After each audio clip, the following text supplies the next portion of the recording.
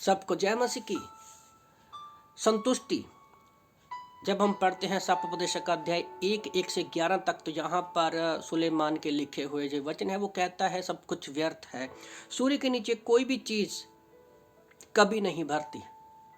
जैसे नीति वचन अध्याय 30 वचन 16 के अनुसार क्या है, अधोलोक, दूसरा है एक बांझ की कोख, तीसरा है भूमि जल पीकर कभी नहीं भरती, और चौथा है आग कभी नहीं कहती बस।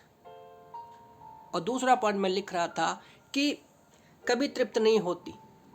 सापोपदेशक का अध्याय 1:8 के अनुसार हमारी आंखें, दूसरा हमारे कान, तीसरा सापोपदेशक अध्याय 4 वचन 8 के अनुसार हमारी आंखें धन से संतुष्ट कभी नहीं होती। और चौथा मैं लिख रहा था दूसरा यूहन्ना 2:15 में शरीर की अभिलाषा, आंखों की अभिलाषा और जीविका का घमंड, ये कभी तृप्त नहीं होती। पर ये सारी चीजें सर्वदा बनी नहीं रहेंगी, क्योंकि धरती और धरती पर जितनी भी चीजें हैं एक न एक दिन को नष्ट होना है। हमें पता है हमारा रैप्चर हो जाएगा, हम बादलों पर उठा लिए जाएंगे, उसके बाद यीशु मसीह आएगा और सब कुछ नष्ट करेगा।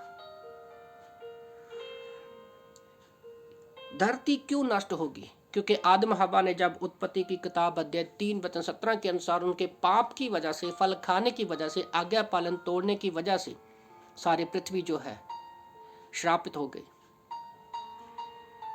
और परमेश्वर की इच्छा पर चलने वाले कब सर्वदा क्या है, बने रहते हैं। हमारी शारीरिक मृत्यु होगी पर हम एक दिन परमेश्वर के साथ हमेशा उसके संग स्वर्ग में रहेंगे। और धरती पर कुछ भी नया नहीं होता, सूर्य के नीचे धरती पर कुछ भी नया नहीं होता, सारी चीजें रिन्यू होती रहती है। परमेश्वर ने एक बार सारी चीजों को बना दिया, एक बार इंसान को बनाया, एक बार पेड़ पौधों को बनाया, एक बार दिन रात को बनाया, आकाश को बनाया, तारों को बनाया। तो ये सारी चीजें अब रिन्यू होती रहती हैं, कुछ नया नहीं होता। पर विलाप गीत अध्याय 3 वचन 23 के अनुसार एक चीज हर रोज नहीं होती है, वो है परमेश्वर की करुणा और दया है, जो हर रोज हम विश्वासियों के जीवन में नहीं रहती है। और भजन संहिता 68 वर्ष 9 में भजनकार कहता है कि परमेश्वर ही हमारा प्रतिदिन बोझ उठाता है। तो परमेश्वर ही है जो हमें संतुष्ट करता है। तो हम संतुष्टि में कैसे बने रह सकते हैं? संतुष्टि में हम लोग कैसे बने रह सकते हैं?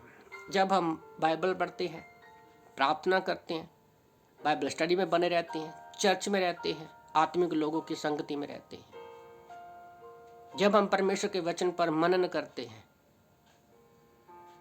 तो परमेश्वर ही हमें मन में उस संतुष्टि को देता है। क्योंकि इफिसियों 1:3 के अनुसार हम क्या है, हम अभी स्वर्ग के वारिस बन गए हैं, स्वर्गीय स्थान में बिठा दिया गया है। तो मैं आप लोगों को उत्साहित करना चाहता हूं कि परमेश्वर पर भरोसा रखिए, पवित्र आत्मा की अगुवाई में चलिए, वचन में बने रहिए, तो आपके मन में संतुष्टि होगी और आपसे बात करने वाले व्यक्ति को भी संतुष्टि मिलेगी। आमीन।